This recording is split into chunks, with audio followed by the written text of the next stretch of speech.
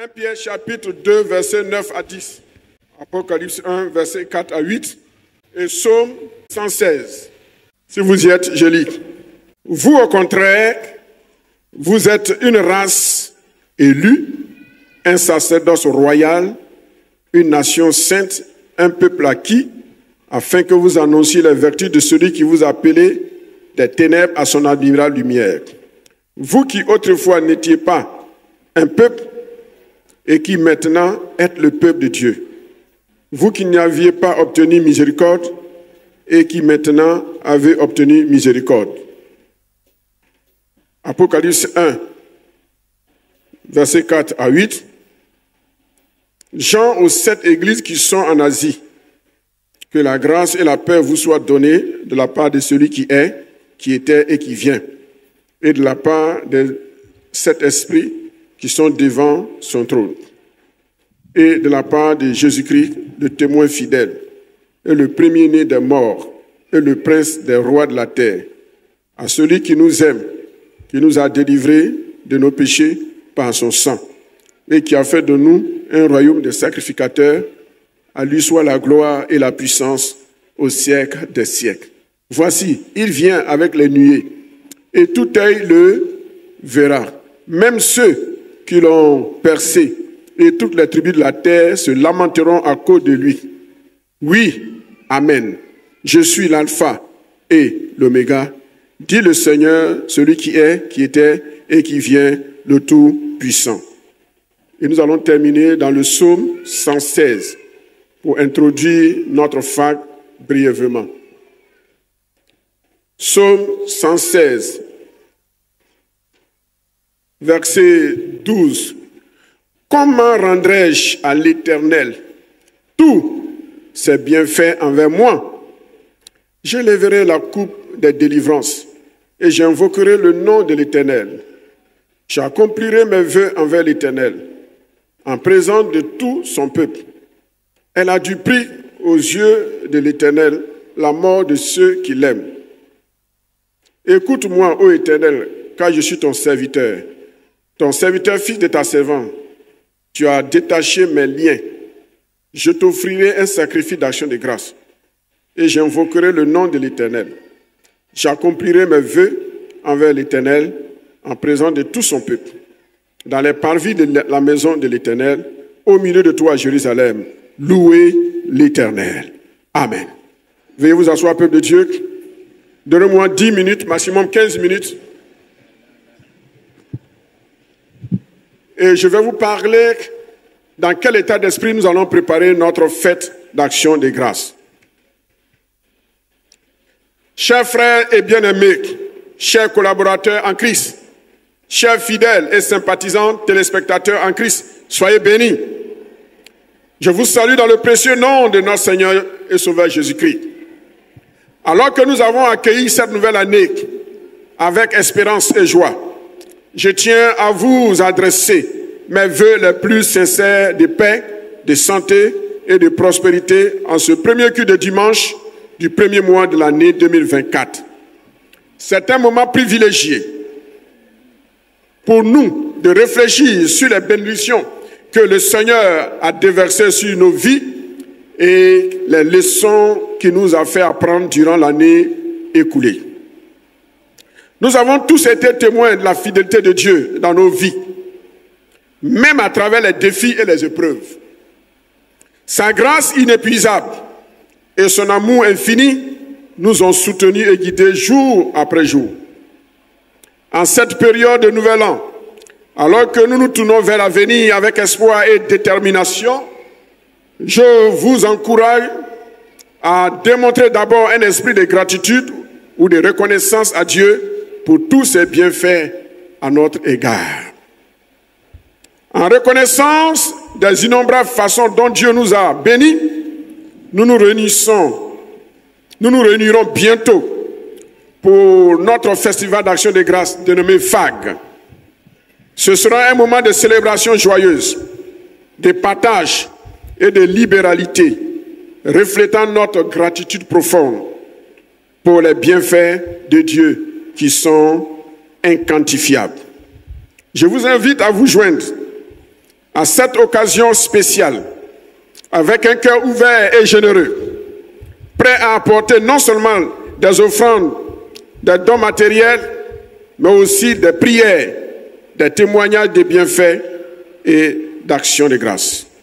Que ce FAG soit le reflet de notre amour, de notre reconnaissance envers Dieu, un témoignage de notre foi, un témoignage de notre engagement envers les valeurs de notre mouvement, Assemblée de Dieu en général, mais El Kabod, notre église locale en particulier. Que nos cœurs soient remplis de joie. Joie pour donner à Dieu. Car, comme il est écrit, il y a plus de bonheur à donner qu'à recevoir. Actes chapitre 20, verset 35. Je prie pour que cette nouvelle année soit pour chacun de vous une année de croissance spirituelle, de bénédictions abondantes et de réalisation. Que vos projets se réalisent. Que la paix de Dieu, qui suit pas toute intelligence, garde vos cœurs et vos pensées en Jésus-Christ, avec tout son amour et avec tout mon amour et toutes mes prières en votre faveur. Je voudrais vous inviter maintenant à ouvrir votre Bible et à réfléchir avec moi sur ces trois textes. Apocalypse 1, 4 à 8, 1 Pierre 2, 9 à 10 et le psaume 116, versets 12 à 19, que nous avons déjà lu.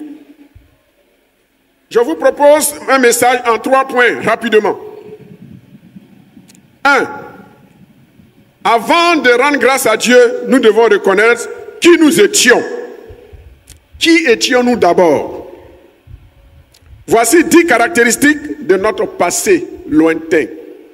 Selon 1 Pierre 2, 10 et Éphésiens 2, 1 à 12, il est écrit que nous, vous étiez autrefois, vous n'étiez pas autrefois un peuple. N'oublie pas que tu n'étais pas peuple de Dieu avant. Deuxièmement, vous n'aviez pas obtenu miséricorde, dont on était sans pitié. 3. Vous étiez morts dans vos offenses et par vos péchés. Et nous étions par nature des enfants de colère, comme les autres. Donc nous étions des enfants de colère. Enfants de colère s'interprète en théologie de 2 manières. Des enfants qui manifestent la colère en eux. Quand ils se fâchent, on ne peut pas les maîtriser. Ça, c'est le premier sens. Le deuxième sens, enfants de colère, c'est-à-dire des enfants destinés à la colère de Dieu. Dans les 2 cas, ça marche. 4. Il dit, nous vivions autrefois selon les convoitises de notre chair, accomplissant les volontés de la chair et de nos pensées. Quand on ne connaissait pas le Seigneur, on faisait ce qui nous plaisait. Mais Paul dit, maintenant que vous connaissez Christ, changez au moins ton avant, ton maintenant. C'est la même chose. Dis, ça ne me concerne pas. 5e, il dit, vous étiez appelés incirconcis. On était des kafris. Ce que les musulmans appellent kafris, là. On était des kafris. On n'était pas considérés. Les juifs ne nous considéraient pas. C'est pourquoi ils nous appellent les goïms. Les gens qui ne sont pas circoncis. 6e, il dit, vous étiez jadis éloignés. On était très loin de Dieu. 7e, vous étiez privés du droit de citer en Israël. On n'avait pas le droit de citer en Israël. La terre bénie de Dieu. On n'avait pas le droit. 8e, vous étiez étrangers aux alliances et aux promesses. Les alliances de Dieu n'étaient pas pour nous. La promesse de Dieu n'était pas pour nous. 9e, vous étiez sans espérance dans le monde. Sans espérance. 10e, vous étiez sans Dieu. Voilà ce que nous étions.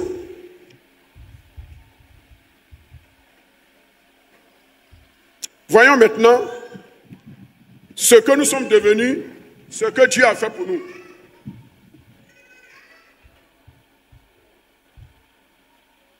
Deuxièmement, nous devons connaître ce que Dieu a fait pour nous. Éphésiens 2, 13 à 22 et 1 Pierre 2, 10 dit ceci. Non, 9 dit 1 Pierre 2, verset 9. Il dit, vous au contraire, vous êtes une race élue. Tu étais un rejeté de Dieu hier, mais maintenant tu es devenu une race élue, un sacerdoce royal, c'est-à-dire un royaume dans lequel tous les rois sont des sacrificateurs, des prêtres et des pasteurs. Voilà ce que Dieu nous dit. Dis à ton voisin, même si on ne m'appelle pas pasteur, mais je suis un prêtre du Seigneur. Je n'ai pas entendu. Il dit, vous êtes une nation sainte. Une nation sainte. On ne doit pas jouer avec le péché.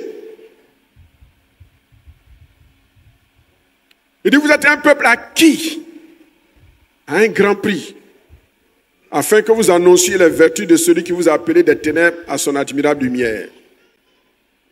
Apocalypse chapitre 1, à partir du verset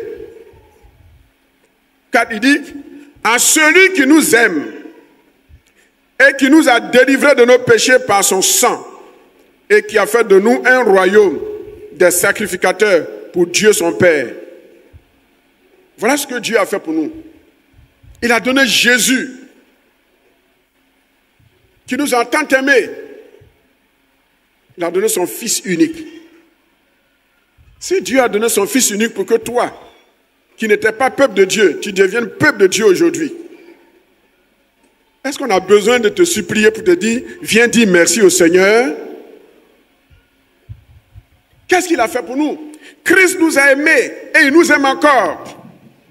Et même quand nous tombons dans le péché, Jésus continue de nous aimer. Il n'aime pas le péché, mais il aime le pécheur. 2. Christ nous a délivrés de nos péchés par son sang. Tous nos péchés passés, nos péchés présents, nos péchés futurs. Christ est mort pour ça. Il ne va pas mourir encore pour nos péchés que nous allons commettre demain. Il est mort pour tout. Mais à une seule condition. Chaque fois que tu tombes, reconnais que tu es tombé, demande pardon et invoque son sang. Est-ce que ça, c'est compliqué ça?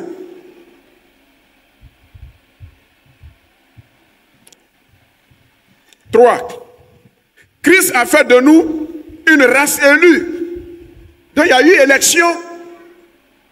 Et parmi les milliards et les milliards de personnes qui ont peuplé la terre depuis sa création, jusqu'à nous, tu fais partie de ceux qui ont été élus. Parce que Christ te connaissait d'avance et il t'a mis à part. Il n'a pas permis que ton fœtus meure. Tu es venu à l'existence. Tous les autres fœtus sont morts, mais toi, ton fœtus n'est pas mort. Est-ce que tu as besoin qu'on te fasse jeûner et prier d'abord avant de reconnaître que Dieu est bon? Avant de t'approcher du Seigneur avec ton offrande d'action de grâce, il faut savoir qui tu étais, d'abord. Ensuite, ce que Dieu a fait pour toi. Et 3, ce que maintenant toi tu peux faire pour Dieu.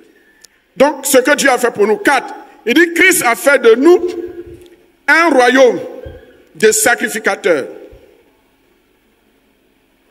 C'est-à-dire un royaume qui est composé de sacrificateurs. Un royaume aussi où le peuple est roi. Et lui, Jésus, il est le roi des rois. Est-ce que vous comprenez? Quand on appelle Jésus le prince des rois, en hébreu, le mot prince ne veut pas dire un enfant qui est né. Prince veut dire le leader, le chef. Est-ce que vous comprenez? Christ a fait de nous un royaume de sacrificateurs. Et ce sacerdoce royal est pour Dieu. Il n'est pas pour un homme. Ce n'est pas un homme qu'on sert, c'est Dieu qu'on sert. Les autorités que nous sommes, la Bible demande respect, considération, soumission. Mais ce n'est pas nous que vous adorez.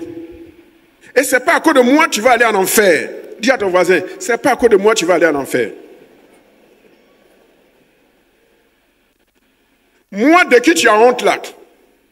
Je suis un être humain comme toi. Ce qui t'est arrivé, ça peut m'arriver aussi. C'est pour cela que quand un tombe, on ne se moque pas de lui. On a pitié de lui, on prie pour lui. On le laisse assumer sa repentance, sa contrition, son brisement et son humiliation.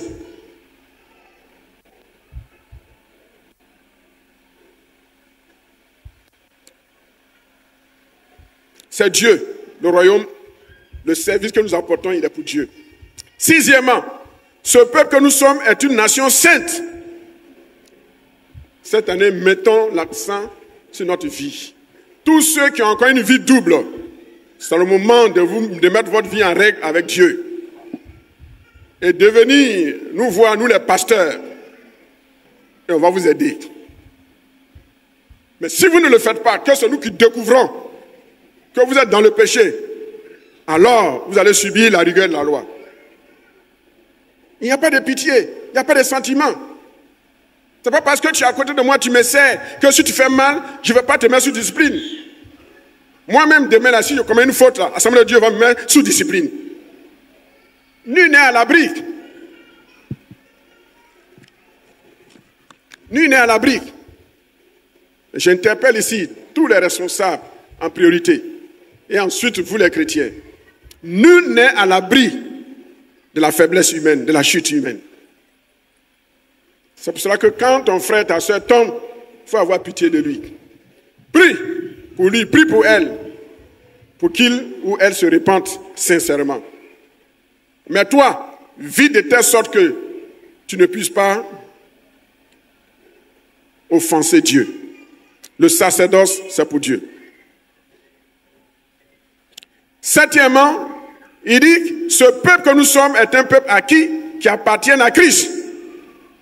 Nous appartenons à Christ, nous n'appartenons plus au diable, au démon. Le but, il dit, ce peuple acquis est appelé pour annoncer les vertus de celui qu'il a appelé des ténèbres à son admirable lumière. Le but pour lequel nous entrons dans le sacerdoce, c'est pour servir Dieu. C'est pourquoi cette année, tu dois apporter une âme au Seigneur. Dis Amen. Neuvièmement, la gloire revient à qui? Pas à un homme, pas à une dénomination, pas à une église. Mais la gloire doit revenir à qui? Au Seigneur. Et cela, pendant combien de temps? Tous les jours, au siècle des siècles. Et la conclusion, c'est que c'est ce que nous allons étudier cette année, le sacerdoce. Enfin, troisième élément de mon message, envisager une action de grâce, une reconnaissance à Dieu de façon significative. Le psaume 116, il dit, comment rendrai-je à l'Éternel tous ses bienfaits envers moi? Comment évoque l'idée de la sagesse? Dans ce psaume que nous avons lu, il y a deux éléments clés. Comment et où? Comment? Le comment évoque la sagesse. Le comment évoque la stratégie. Le comment évoque la manière.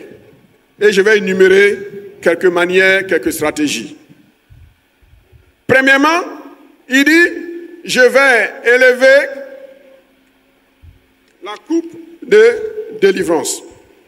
Il dit, j'élèverai la coupe de délivrance et j'invoquerai le nom de l'Éternel.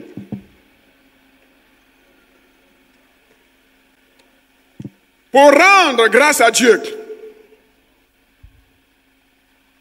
il faut d'abord comprendre ce que c'est que lever la coupe de délivrance. Toutes les délivrances que le Seigneur nous a apportées, il faut en être conscient. C'est-à-dire, entrer dans le combat spirituel pour réaliser les victoires que le Seigneur nous a permis d'obtenir. Voilà comment tu vas réussir ton FAG. Deuxièmement, il dit, j'accomplirai mes vœux envers l'Éternel. Donc c'est par l'accomplissement de nos vœux.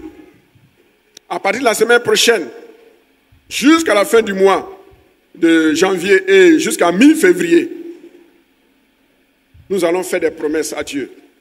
Nous allons prendre des engagements pour servir Dieu. Mais après avoir fait ces engagements, après avoir pris ces engagements, il faut être capable. Il faut être capable de les honorer. Ne prends pas un engagement pour éblouir le pasteur. Ne prends pas un engagement pour éblouir ton voisin. Prends l'engagement que tu peux honorer par la foi et selon tes moyens. Et en fonction de ce que tu penses que Dieu est capable de faire pour toi. Troisièmement, il dit, j'offrirai des actions de grâce.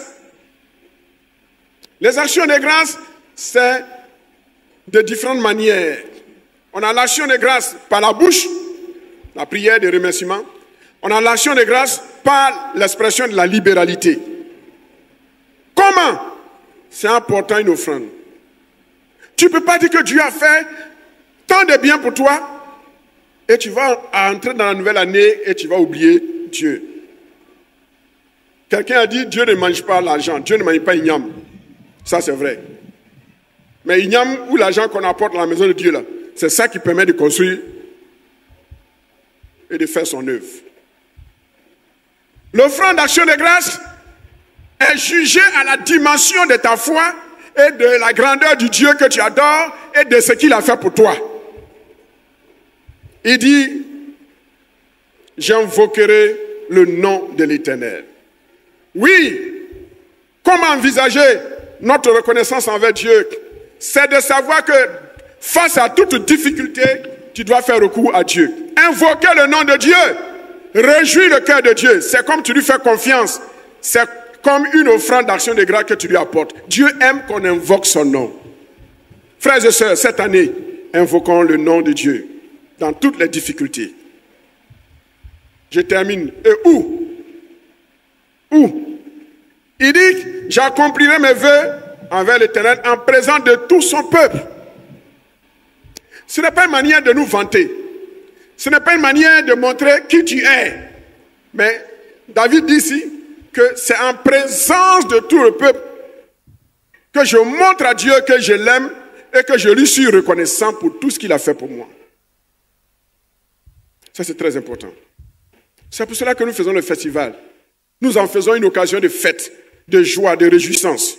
Et nous apportons, chacun apporte selon ses biens. Ne te mets pas au niveau de ceux qui peuvent apporter une offrande de bœuf. Ne te mets pas au niveau de ceux qui peuvent apporter une offrande de brebis, si tu es au niveau du pigeon.